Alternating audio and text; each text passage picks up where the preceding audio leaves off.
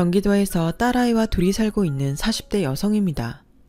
원래는 소극적인 성격이라 예전 같으면 생각만 한참 동안 했을 텐데 이혼을 한 후로는 조금은 저도 제 인생에 적극적으로 살아야겠다고 의식하게 되더군요. 저는 미혼모였던 엄마와 단 둘이 살았어요. 그리 넉넉한 살림은 아니라 엄마는 늘 일을 하셨지만 친구같이 언제나 저에게 장난을 칠 정도로 저희 모녀는 사이가 참 좋았어요.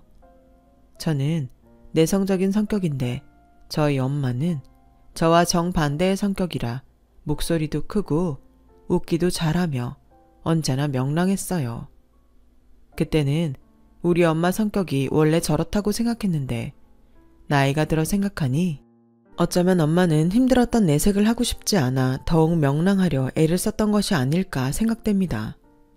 그렇게 엄마와 생활하기를 19년.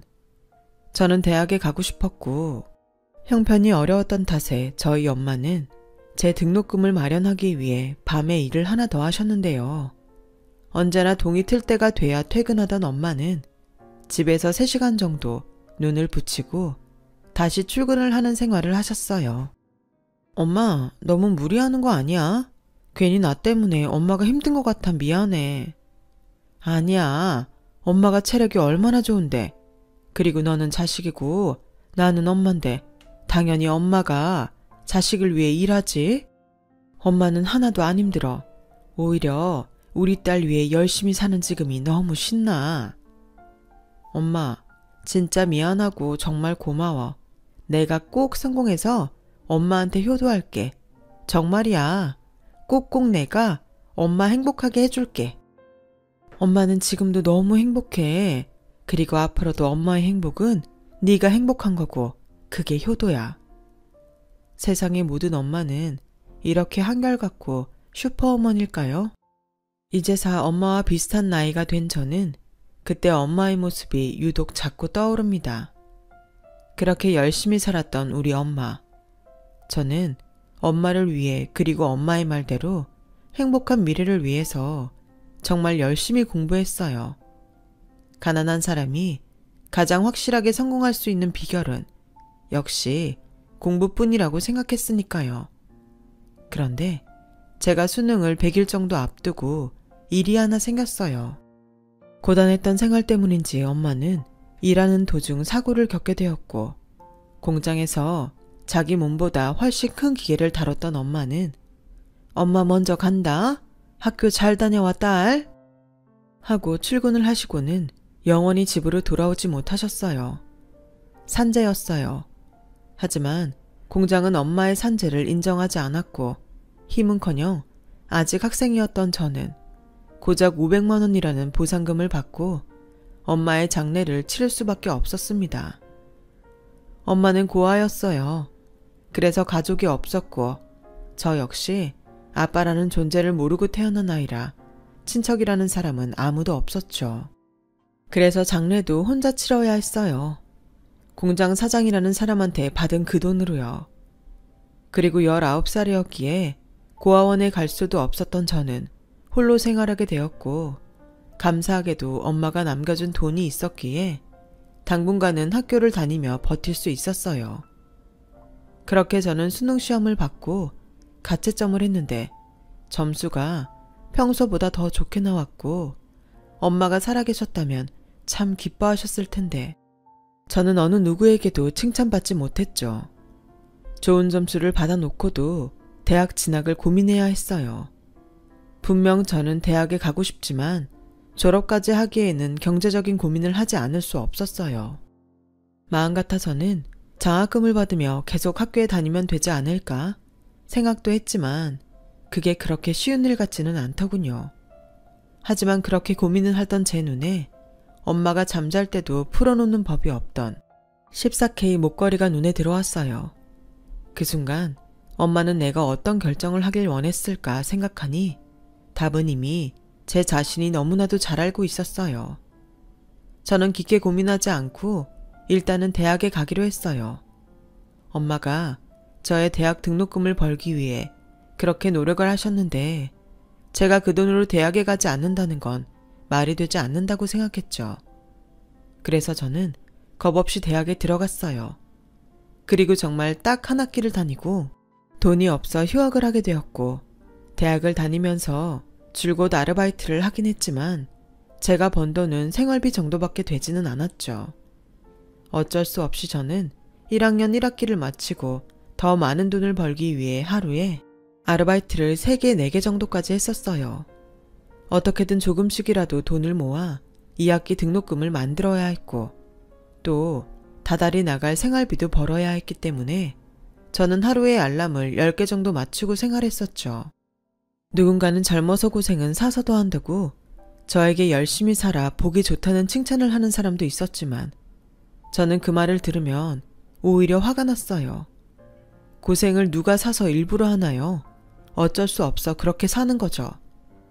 가뜩이나 내성적이고 소극적인 저에게 세상은 참 두렵고 무서운 곳이었어요. 그러다 아르바이트를 하다 한 남자를 알게 되었고 차갑고 두려운 세상에서 유일하게 저에게 따뜻한 손을 내밀어주는 존재에 저는 그 사람을 저희 엄마 다음으로 사랑하게 되었어요. 첫사랑이었죠. 그리고 그 사람이 바로 저의 전 남편이었어요. 남편은 저보다 4살 많은 사람이었는데 유명한 대학은 아니었지만 법대생이었던 남편은 부모님이 계시다는 것만 빼고는 저와 상황이 비슷했어요.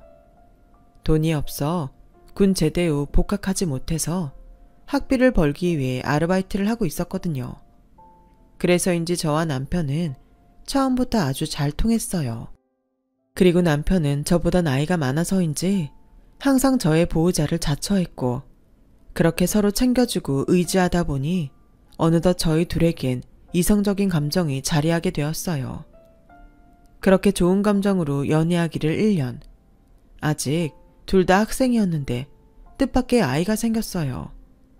저와 남편은 계획하던 임신은 아니었지만 우리에게 찾아온 새 생명을 기쁜 마음으로 맞이하기로 했죠. 저는 그렇게 남편과 결혼하게 됐어요. 본의 아니지만 입덧이 심해지고 배가 불러와 일은 물론이고 학교에 복학할 엄두도 나지 않았던 저는 남편에게 의지하며 살 수밖에 없었어요. 남편은 그 와중에도 사법고시 1차에 합격하는 등 정말 열심히 살았어요. 하지만 모든 것이 다 좋기는 어렵잖아요. 제게는 시어머니가 가장 어려운 상대였는데 가난한 형편에 번번이 아들 학비도 보태는 법 없던 시어머니는 예상 밖에도 욕심이 많은 분이셨어요. 내 아들이 뒷받침이 없어서 그렇지 참 똑똑하고 앞길이 창창한데 어디서 너 같은 게 우리 아들 발목을 잡아서 내 아들 인생을 막니? 내가 정말 그때만 생각하면 혈압이 올라. 남편이 사법고시 1차에 합격했을 때부터 시어머니는 아주 대놓고 당신의 아들이 저에게 아깝다고 말씀하셨고 그리고 꼭 이 말씀을 빼놓지 않으셨는데요. 너 애 낳으면 무조건 이래서 우리 아들 뒷바라지 해라. 막말로 네가 우리 애 발목 잡았는데 그 정도는 해야 하지 않겠어? 그리고 우리 애 출세가 결과적으로 네 출세이기도 하잖아. 너처럼 고아가 변호사 마누라라니 그거야말로 드라마지 않겠니? 이런 말을 입에 침이 마르도록 하시는데 아무리 내성적이고 소극적인 저여도 참기는 어렵더라고요. 그런데 그때까지는 남편이 고맙게도 제가 뭐라고 하기도 전에 먼저 나서줬어요. 엄마, 그만 좀 해요. 엄마도 나 대학 입학할 때 처음 등록금 마련해주면서 이 다음은 나보고 알아서 하라고 했잖아요. 누가 들으면 엄마가 나 등록금 다 대준 줄 알겠네. 뭐야? 너 지금 널 낳아준 엄마보다 네 발목 잡은 애 편드는 거니? 네, 이제 나한테 가장 가까운 가족은 지연이에요.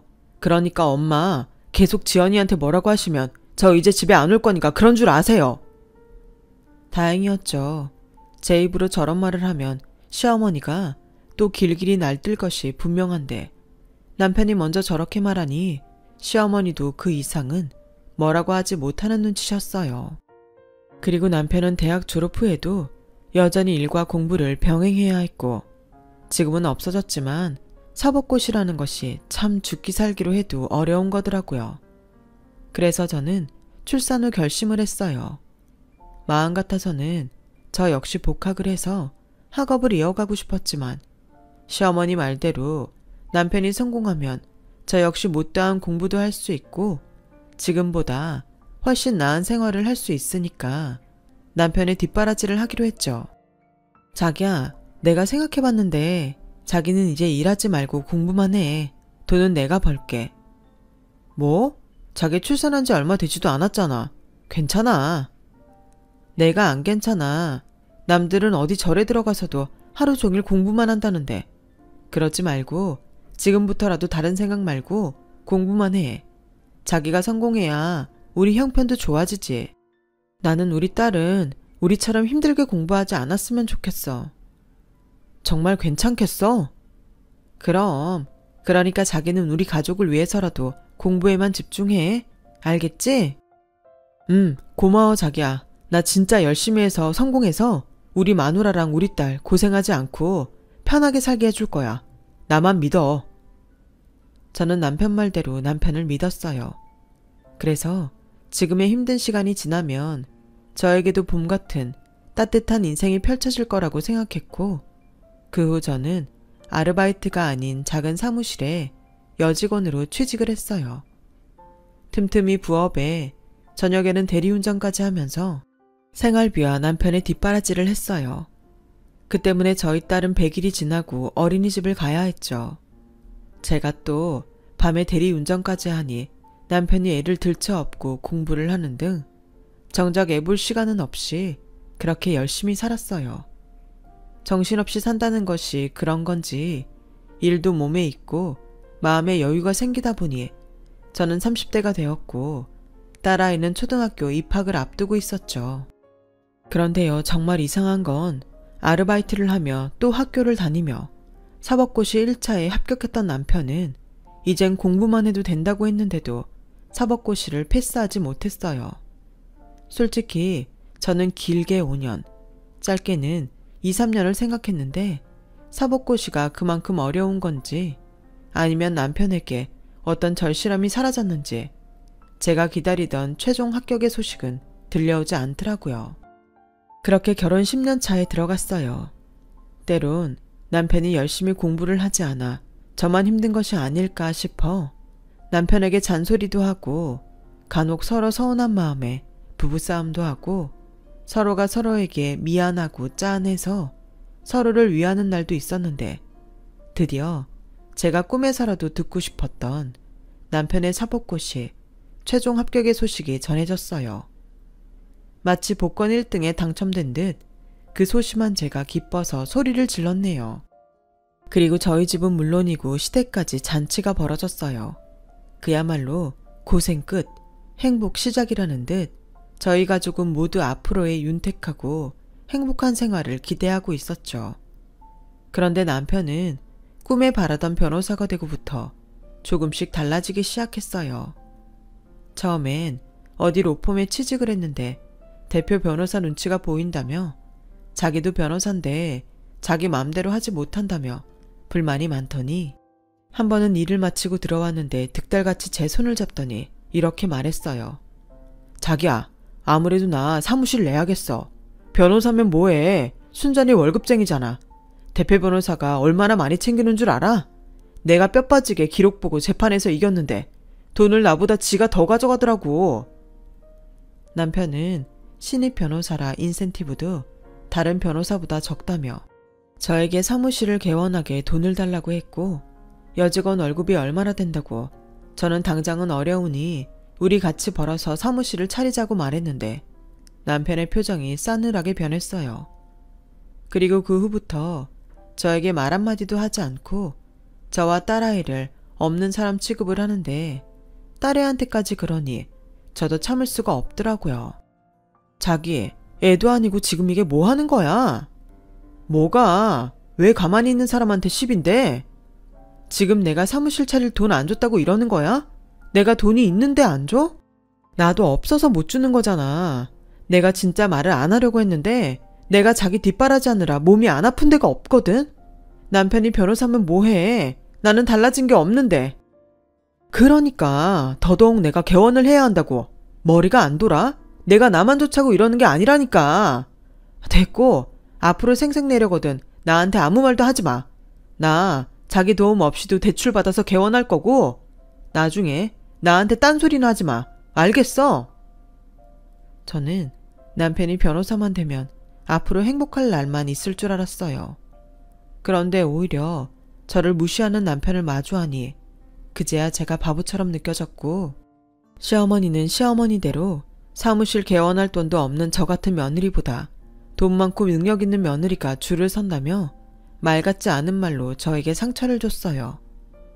지금이라도 감이 안 될 것 같으면 이혼을 해. 우리 아들은 이혼해도 돈 많고 능력 좋은 여자들이 줄을 선다. 어머니, 무슨 말씀을 그렇게 하세요? 제가 그동안 어떻게 살았는지 아시잖아요. 저 사람 변호사 만드는데 저만큼 실질적인 도움된 사람 있어요? 어머님도 10원 한 장 보태신 적 없잖아요. 내가 너 그 말 왜 안 나오나 했다. 그깟 얼마 되지도 않는 돈으로 유세 떨면 내가 벌벌 할 줄 아니? 실질적인 도움 웃기고 있네. 네가 진작에 내 아들 미래를 보고 발목 잡았잖아. 그리고 어디서 감히 나랑 비교를 해? 난 잘난 내 아들을 낳은 사람이야. 너같이 별 볼 일 없는 애야 나한테 해줄 것도 없지만 우리 아들 사위 삼게 해달라고 나한테 집이며 차며 준다는 사람이 얼마나 많았겠냐고. 넌 내 아들 발목만 잡은 게 아니고 내 발목도 잡은 거야. 이게 내가 지금 얼마나 참고 있는데 감히 나를 건드려? 아, 그러세요? 그럼 이제라도 제가 물러날 테니 그동안 남편 변호사 만든다고 쓴 돈 어머님이 주세요. 어머님 말씀처럼 제가 번 돈이 얼마 되지도 않잖아요. 그 돈 시원하게 주시고 새 며느리 얻으시면 되겠네요. 뭐야? 그 돈 못 주실 것 같으면 어머님도 앞뒤 가리지 않고 말씀하시는 거 조심하세요. 저도 이제 예전 같지 않거든요. 어머님이 뭐라고 하시면 저도 똑같이 뭐라고 할 거니까. 저 이제 만만하게 보지 마세요. 아마도 그날이 제가 처음으로 시어머니에게 제 목소리로 큰 소리를 냈던 날이었을 거예요. 저야 뭐 시어머니와 잘 지내고 싶은 마음도 없었고 남편도 예전 같지 않으니 이제는 제 자신을 제가 지켜야겠다고 생각했거든요. 그리고 그날 이후 어머니는 저만 보면 더 심술을 부리셨는데 제가 목소리를 내면서부터는 묘하게 속이 시원하더라고요. 예전 같으면 제 편을 들어줬을 남편이었는데 저와 그 돈 때문에 사이가 멀어지니 둘도 없는 효자가 되더군요. 누군가는 아마 그렇게 살 거면 이혼하지? 라고 생각하실 수도 있는데 저는 그때까지도 이혼할 생각은 추호도 없었어요. 딸아이도 있고 다시 혼자가 된다는 건 이혼보다 저에겐 두려운 일이었죠. 하지만 그렇게 생각하기를 3개월도 지나지 않아 제 인생을 송두리째 흔들어 놓는 일이 벌어졌고 그 일의 시작은 남편의 외도였어요. 찬바람이 쌩쌩 불던 저와 남편이었는데 어느 날부터 남편은 혼자 희죽희죽 웃는 날이 많아졌고 핸드폰에는 전에 없던 잠금 패턴이 생겨났어요. 누가 봐도 조금 의심스러운 상황이었는데 남편이 먼저 저에게 이렇게 말을 했어요. 나 투자받아서 사무실 개업하게 됐어. 은행 대출 받으면 이자도 물어야 하지만 그냥 나 하나 믿고 투자하겠대. 글쎄 임대료도 자기가 알아서 한다고 나한테는 그냥 일만 하라고 하는 거 있지? 진짜 횡재했다니까. 듣기만 하면 진짜 고맙긴 한데 정말 믿어도 돼? 세상에 어떤 사람이 투자를 무조건 퍼줘. 다 변호사야. 그리고 내가 능력이 그만큼 있어 보이니까 그렇지. 자기는 이런 감사한 기회에 기뻐하기는커녕 지금 초를 치는 거야? 누가 초를 쳐. 불안하니까 그렇지. 신경 꺼. 아무튼 나 이제 본격적으로 바쁠 거니까 그런 줄 알아. 저는 이상하게 엇나가는 남편이 불안했어요. 하지만 남편 말대로 남편이 변호사고 또 저한테 신경 쓰지 말라며 말을 함부로 하는 남편인지라 남편 말대로 정말 신경 쓰고 싶지 않았었는데 우연히 잠금이 풀린 남편의 핸드폰 속에 남편의 외도 증거들을 보는 순간 그래도 이건 아니라는 생각이 들었어요. 그래서 남편에게 다짜고짜 추궁을 했고 남편은 지금 나한테 바람났냐고 물었어? 이 사람 나한테 투자하는 사람이야. 남의 돈 받아 일하려면 나도 비위를 맞춰야지. 넌 아무것도 모르면서 사람 의심하냐? 그렇게 할 일이 없어. 비위를 맞춰?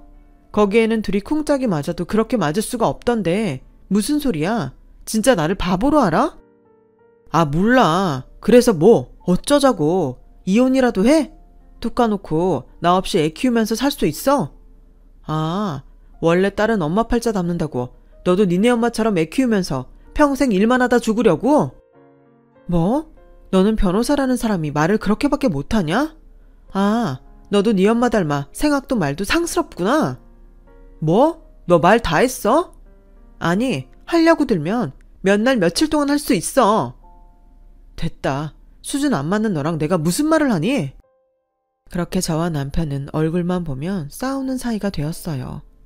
그리고 딸한테는 미안하지만 진짜 이혼을 고민하게 되었고 남편에게 실망하다 못해 더는 가족이란 이름으로 살고 싶지 않았던지라 제 발로 다른 변호사 사무실을 찾아가는 둥 제 나름대로 이혼 준비를 해갔어요. 그런데 엄마 진짜 아빠랑 이혼하게? 라며 딸아이가 이혼 서류를 발견하고 물어왔고 차마 저는 네 아빠가 바람이 나서 이혼하겠다는 말을 하지 못해서 엄마가 힘들어서 그래. 아빠하고도 힘들고 할머니하고도 힘들어서 라고 이야기를 했는데 딸아이는 이렇게 말을 하더군요. 엄마, 나도 알아. 근데 우리한테는 아빠가 필요하잖아. 우리 아빠가 변호사라 친구들이 다 부러워하는데 엄마가 좀 참으면 안 돼? 참 속상했어요. 아빠가 변호사니까 저보고 참으라는 그 말이 그렇게 서운하더라고요. 만약 제가 임신을 하지 않고 계속 대학을 다녀 그럴싸한 직업을 가졌다면 지금의 이 말을 듣지 않아도 됐을 텐데 제가 무엇을 위해 그렇게 희생하고 살았는지 제 인생이 불쌍하게 느껴졌어요. 그래서 엄마는 많이 참았어. 그래서 더는 힘들 것 같아. 아빠가 변호사면 뭐해? 사람을 그렇게 무시하는데 엄마는 너한테 강요하고 싶은 마음은 없어. 네가 아빠랑 살고 싶다면 엄마는 기꺼이 네 의견을 존중할 거야. 저는 진짜 그러겠다는 마음이었어요. 그때까지는 남편에게 적어도 부성애는 있다 라고 생각했으니까요. 그런데 본격적으로 합의 이혼을 진행하는 중 남편은 자기가 왜 애를 떠맡냐며 싫다고 했고 저희 부부가 이혼을 준비한다는 소식을 들은 시어머니도 저에게 애를 데리고 가라며 눈에 쌍심지를 켰는데요. 애는 네가 키워라. 사내도 아니고 기집애를 어떻게 우리 아들이 키우니? 그리고 우리 아들은 금방 세장가를 갈 텐데 세상 어떤 여자가 전처 사이에서 낳은 자식을 키우겠다고 하겠어. 너 이혼하겠다고 마음먹었으면 네가 낳은 네 애도 데리고 가. 문제는 시어머니의 이 말을 딸아이가 모두 들었다는 거예요. 딸은 울고 저는 딸아이를 달랬는데 남편은 우는 아이를 보며 인상을 찌푸리더니 저에게 이렇게 말했어요. 아이씨, 지 엄마 닮아서 시끄럽네. 야, 내가 양육비랑 위자료 챙겨줄 테니까 애는 네가 키워. 그럼 불만 없지? 치사하게 애를 나한테 떠넘기려고 하냐? 누가 떠넘겨? 애가 아빠랑 지내고 싶다고 하니까 그랬지. 너야말로 아빠면서 말을 그렇게 해야겠냐? 나는 그래도 애가 너한테 실망할까봐 네가 바람펴서 이혼하는 거라고 말 안 했는데 너는 정말 쓰레기야. 내가 벌어다준 돈으로 겨우 변호사 된 주제에 너도 참 염치가 없다. 챙겨준다고 표현하지 마. 나는 받아야 할 돈을 받는 거니까. 저는 막판이라는 생각에 속에 있던 말을 쏟아냈어요. 엄마는 강하다고 하던가요? 그간의 제 성격으로는 상상도 할 수 없는 일인데 내 자식이 상처받는다고 생각하니 저도 눈에 보이는 게 없더라고요. 남편은 처음엔 법으로 끝까지 하자고 했어요. 그런데 누구보다 저와 이혼을 원했던 남편인지라 결국엔 순순하게 이혼 서류에 도장을 찍더군요. 나중에 알고 보니 남편의 상간녀는 꽤 부유한 집 자식이었고 남편도 시어머니도 그 집의 돈을 보고 하루빨리 저와 정리하길 원했던 모양이었어요. 그렇게 저는 이혼 후 저희 엄마가 그러셨듯 홀로 딸을 키우게 되었어요. 때마침 적금 만기가 되는 것이 있어서 그 돈과 위자료로 당장 지낼 작은 빌라 전세를 얻었고 아빠와 살고 싶어 했던 딸은 아빠에게 받은 상처 때문인지 예전에 밝고 명랑했던 모습은 사라지고 어쩐지 철이 들어버린 듯 이상하리만큼 말을 잘 듣게 되었는데 저는 그 모습도 속이 상했어요. 그래서 저는 딸아이가 예전의 모습으로 돌아갔으면 하는 바람으로 더 열심히 살겠다고 다짐했죠. 마음은 남편에게 받은 배신감으로 힘들었지만 보란듯이 잘 살고 있다는 걸 보여줘야겠다는 일념으로 버텨냈어요. 그렇게 1년을 보냈고 남편은 양육비를 잘 보내는 듯 싶더니 1년이 지나자마자 양육비를 뚝 끊었는데요. 처음엔 괘씸한 마음에 남편을 찾아가 소란이라도 피울까 고민도 했는데 딸아이를 생각해 그것도 그만뒀어요. 딸이 그때의 상처가 컸는지 아빠의 흔적이라도 보는 날에는 밥도 먹지 않고 방에서 하루 종일 나오려 하지 않았거든요. 그래서 저는 당장은 경제적으로 힘들지 모르지만 남편의 양육비를 포기했어요. 제가 더 열심히 벌면 되죠. 그렇게 생각하니 경제적으로는 조금 여유가 없게 되었지만 마음은 홀가분해졌어요. 그리고 제가 이렇게 결정했다는 것을 딸아이도 아는 듯 시간이 지나자 딸도 예전에 밝았던 모습으로 돌아왔는데 학업에는 그다지 관심을 두지 않았던 딸이 공부에 열을 올리기 시작했어요. 엄마, 내가 공부 열심히 해서 아빠한테 복수해줄게. 그러니까 엄마는 나만 믿고 기다려. 알겠지? 공부의 동기라는 게 좀 더 밝고 희망적인 것이면 좋았으련만 저는 아빠에게 복수하겠다며 공부에 열중하는 딸을 안타깝게 생각했지만 말리지는 않았어요. 다 인과응보잖아요. 그리고 저는 운 좋게 한 요양원에 취직하게 되었고 청소나 기타 허드렛 일을 하는 정도였지만 워낙 시설이 좋고 깨끗한 곳이라 그렇게 고되지는 않았어요. 그렇게 저와 딸은 각자 열심히 살아갔고 열심히 노력한 끝에 딸아이는 처음으로 전교에서 4등을 하는가 하면 저는 요양원에 계시는 어르신들과 제법 많이 친해져 일이 더 수월해졌는데 그러던 중 정말 믿기 어려운 일이 저에게 일어났어요. 지연씨, 3층 순아할머니한테 뭐 잘못한 거 있어요? 아니요, 왜요? 그분이 갑자기 자기를 찾는다? 확인할 게 있다고. 지금 당장 오래. 원래 한번 뭐가 마음에 들지 않으면 장난 아니거든. 우리 요양원에서만 벌써 8년을 계신 분이잖아. 자기, 정말로 뭐 실수한 거 없어? 없는데? 어제 그냥 청소만 해드렸는데 별 말씀 없으셨어요. 제가 가볼게요. 그래, 조심해. 노인네가 힘이 장사야. 저는 잔뜩 긴장하고 3층으로 향했어요. 그리고 병실 문을 열고 들어갔는데 이혼 후 저 역시도 한 번도 풀어놓지 않았던 돌아가신 엄마의 목걸이가 그 할머니 손에 들려 있었고 할머니는 저를 무섭게 빤히 쳐다보셨어요. 이거 자네 건가? 네, 언제 풀어졌지? 혹시 이것 때문에 저 찾으신 거세요? 이거 어디서 났어? 그쪽이 산 물건이 아닐 텐데? 아, 그게 저희 엄마 유품이에요. 유품? 엄마 이름이 뭐야? 이 유자 정자 쓰셨는데? 저는 저에게 계속 추궁하는 할머니에게 순순히 대답했죠. 목걸이를 돌려받으려 했어요. 그런데 예상 밖에도 할머니는 닭똥 같은 눈물을 뚝뚝 흘리셨고 곧이어 저에게 어마어마한 이야기를 해주셨습니다. 유정이는 내 딸이야. 내가 너무 가진 게 없어서 이러다가는 둘 다 죽겠구나 싶어서 고아원 앞에 두고 왔거든. 거기 있으면 밥이라도 먹고 학교라도 보내줄 것 같았지. 그래서 이름하고 태어난 날이랑 이 목걸이를 아이 손에 꼭 쥐어줬어. 근데 내 딸이 나보다 먼저 저 세상을 갔다는 말인가? 게다가 자네가 우리 유정이 딸이라고? 세상에, 이젠 다 포기하고 있었는데 하느님이 그래도 나한테 마지막 선물은 주시는구나.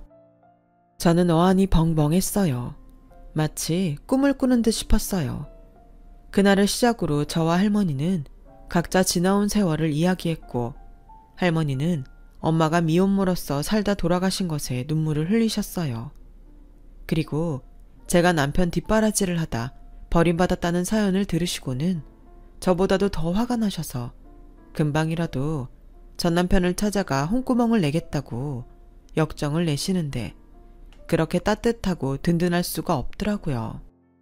하지만 만나면 이별이라고 혈육을 만나 기뻤지만 할머니는 90이 넘은 연세로 기력이 좋지 않으셨고 몇 번의 고비를 넘기시는 등 상태가 그렇게 좋지는 않으셨어요.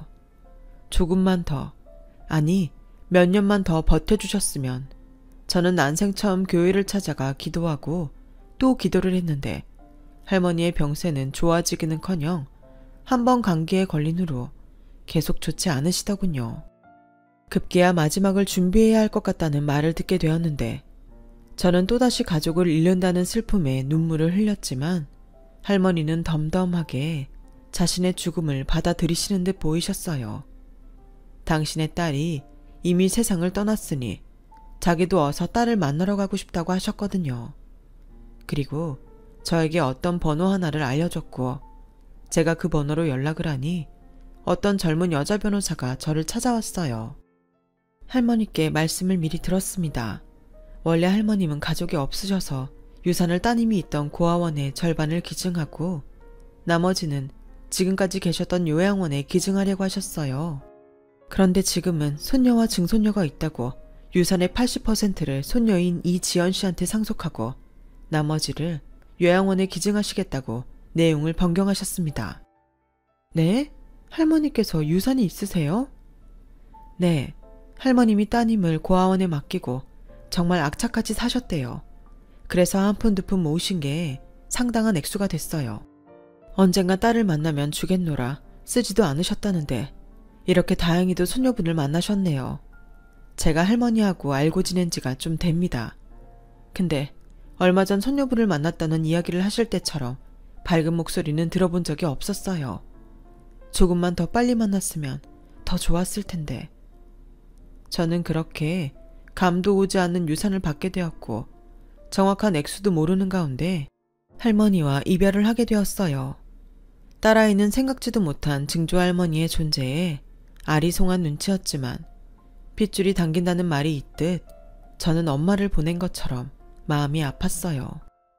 그리고 며칠 후 저는 할머니의 유산 중 80%를 받게 되었고 제 통장에 무려 68억이라는 숫자가 찍혀 있었는데요.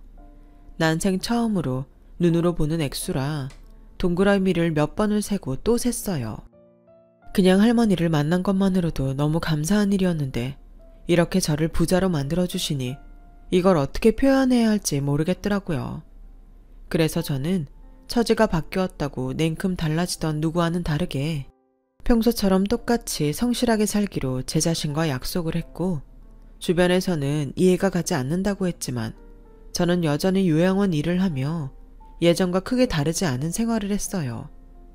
물론 아이를 위해 난방이 잘 되는 신축 아파트에 이사를 가고 또 아이가 원하는 학원에 보내면서 난생 처음 벤츠라는 회사에 차도 뽑고 언젠가는 다시 공부를 해서 대학 졸업장을 갖겠다는 계획은 있었지만 혹여 운 좋게 할머니를 만나 할머니 유산으로 사람이 바뀌었다는 소리를 들을까봐 더욱 겸손하게 살았어요.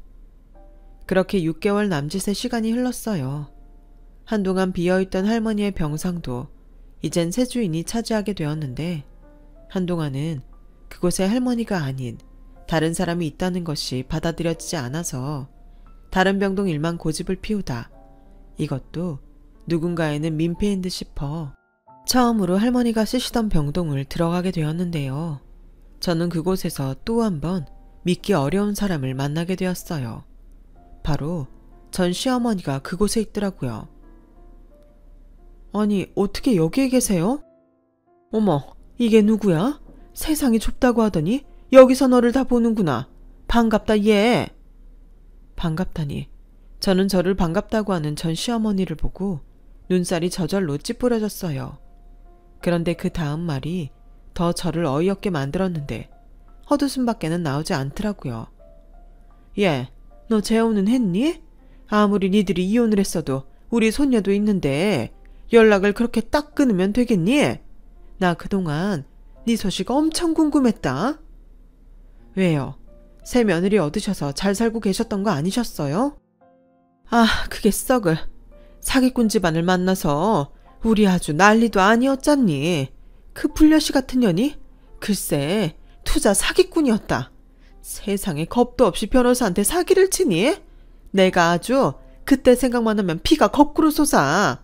근데 너를 여기서 이렇게 딱 만나니 역시 너만한 애가 없었다 싶다. 그러게, 있을 때 잘하시지. 저는 이혼하고 딸애랑 아주 잘 살아요. 잘 살아? 너 돈 좀 벌었니? 하긴 네가 생활력 하나는 알아주지. 그래서 하는 소린데 너 돈 좀 있으면 우리 아들 좀 도와줘라. 우리 애가 지금 감옥에 있어. 이게 다 풀려시 사기꾼 그년 때문이야. 우리 애는 억울하게 당한 거라고. 얘, 우리 예정을 생각해서, 아니 이번 기회에 니들 재결합하기 위해서 네가 좀 나서봐라. 제가 왜요?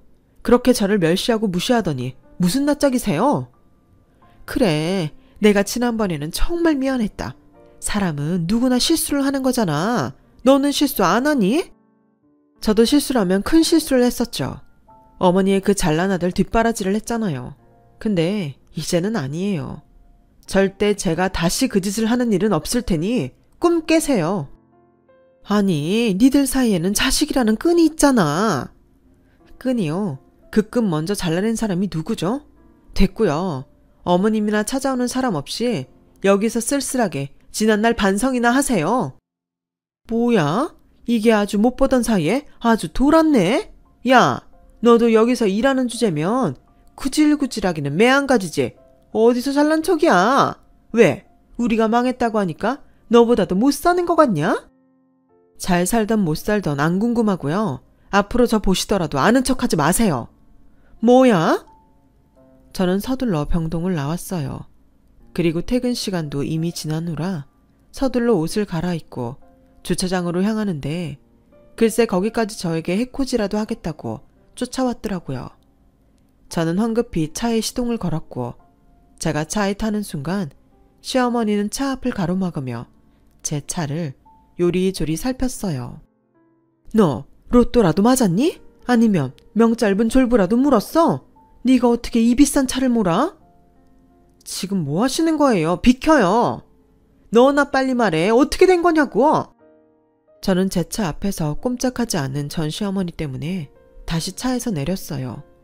그리고 할머니를 만나 유산을 받게 된 경위를 아주 상세하게 말씀드렸고 시어머니는 그 자리에서 얼굴이 하얗게 질리시더니 그럼 네가 할머니 재산으로 부자가 됐다는 거니?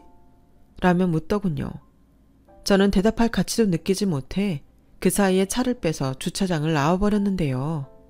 그 후로 전 시어머니는 제가 언제 출근하는지 저만 기다리고 계셨고 같이 일하는 동료에게 저에 대해서 그리고 돌아가신 할머니에 대해서 꼬치꼬치 캐묻고 다녀서 저는 어쩔 수 없이 요양원을 그만두게 되었어요.